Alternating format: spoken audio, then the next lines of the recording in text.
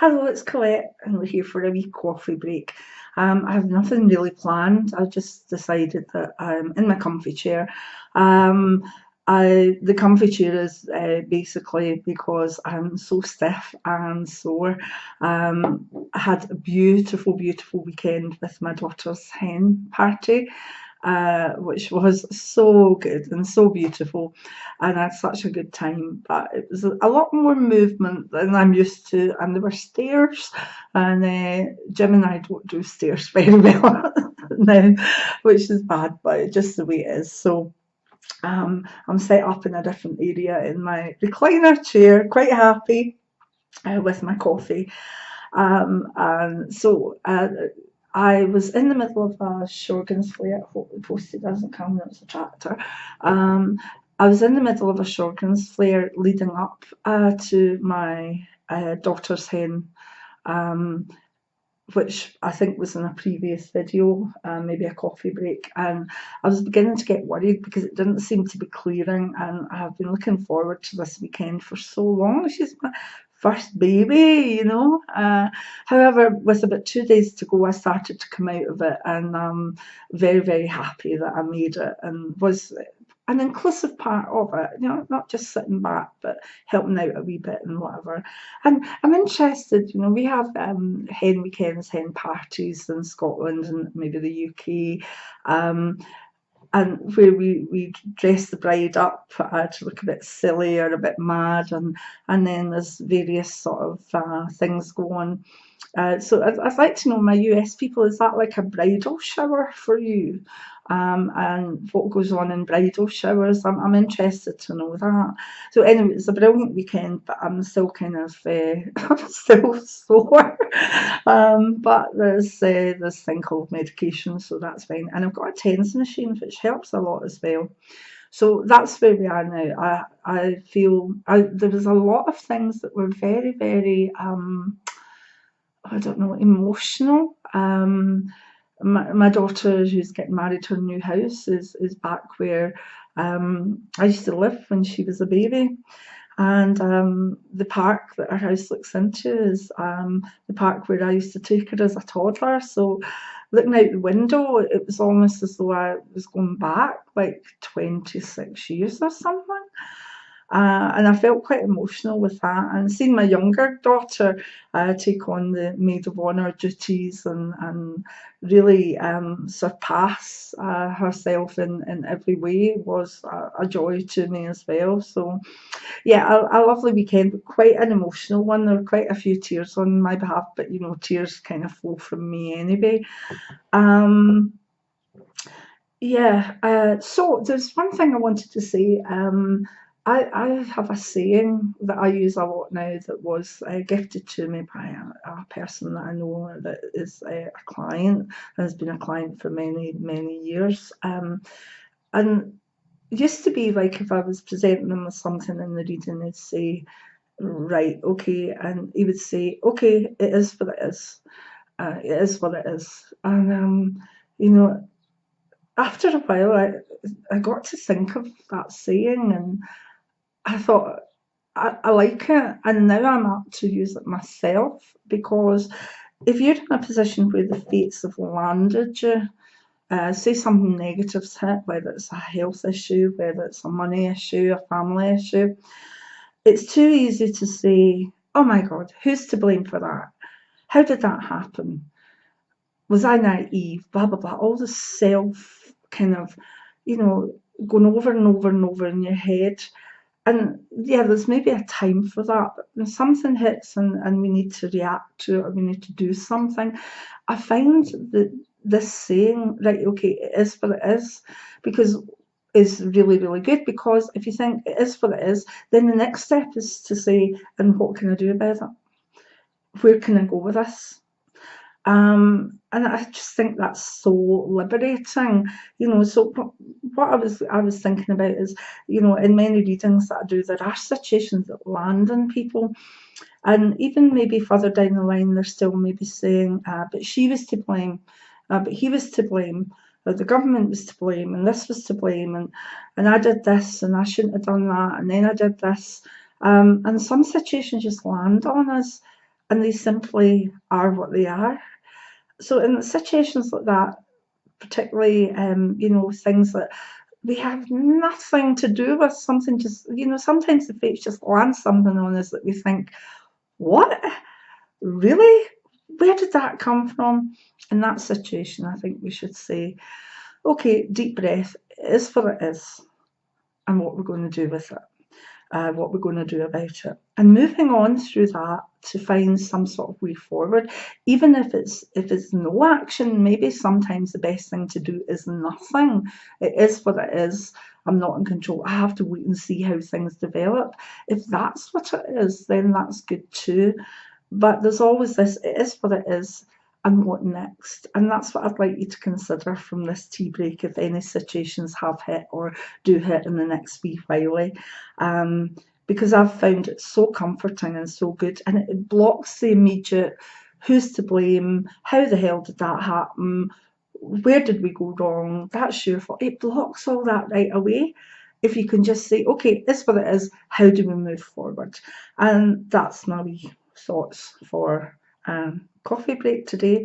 I hope you're all well.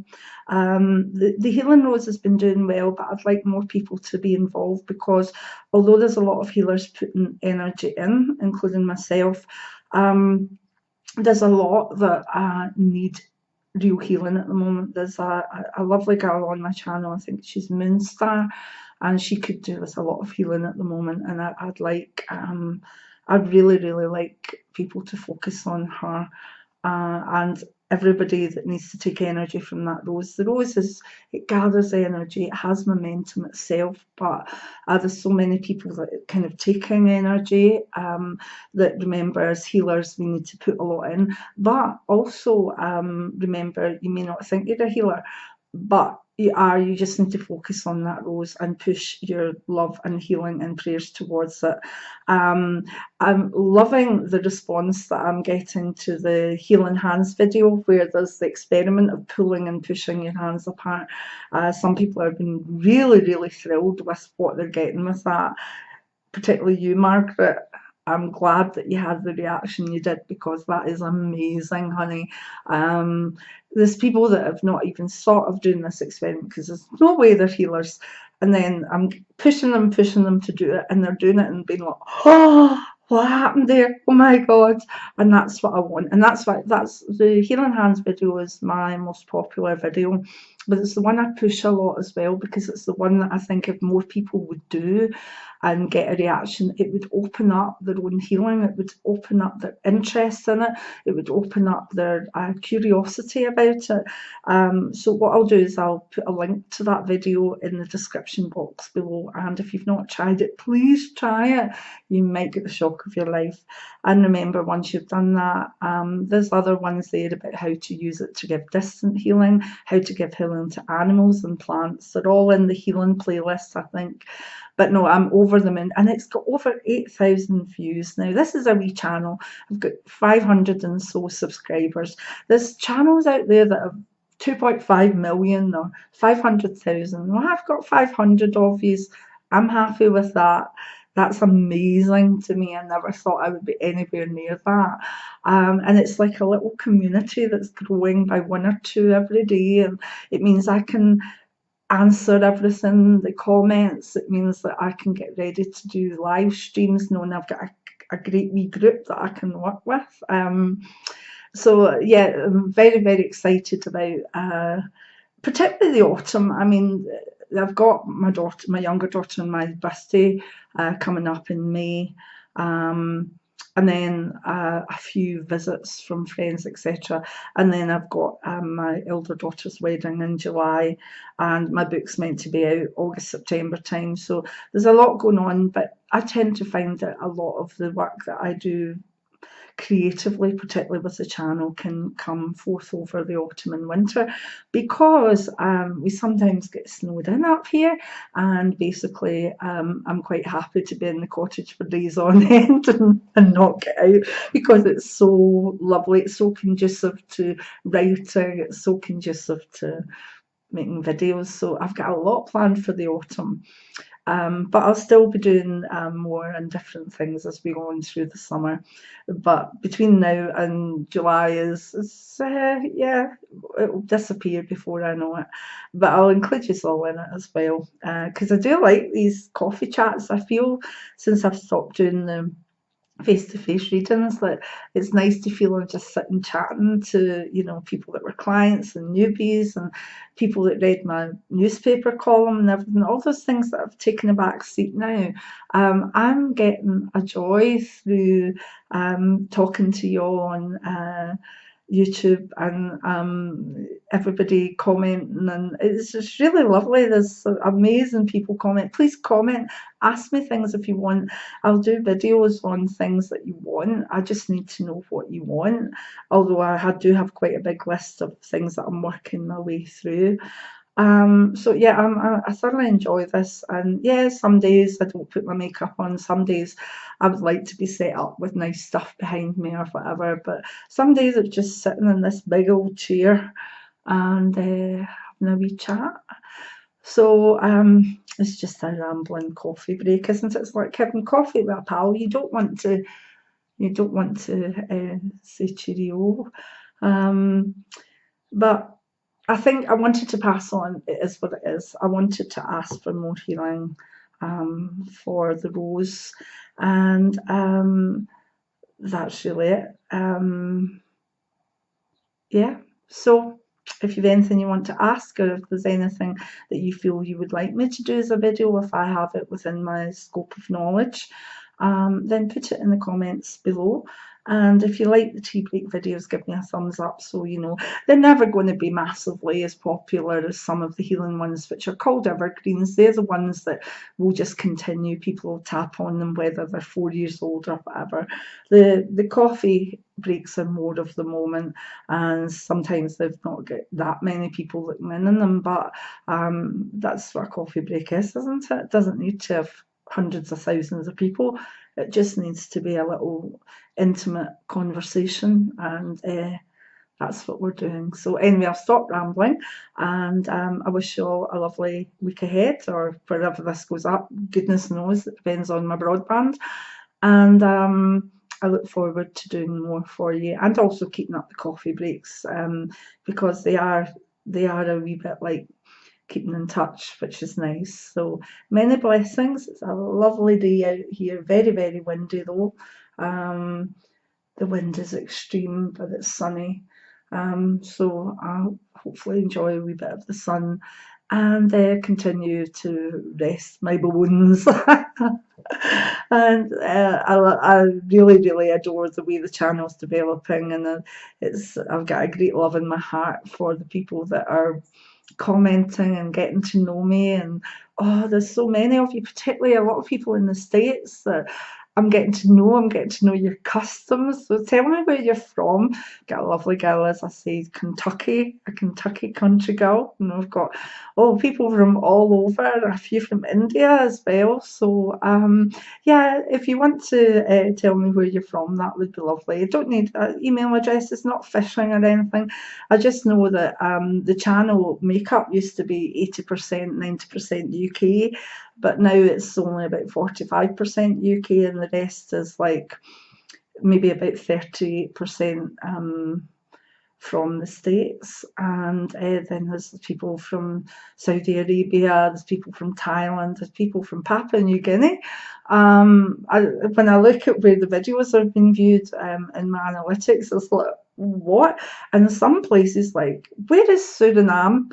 I mean, where is that? What is that about?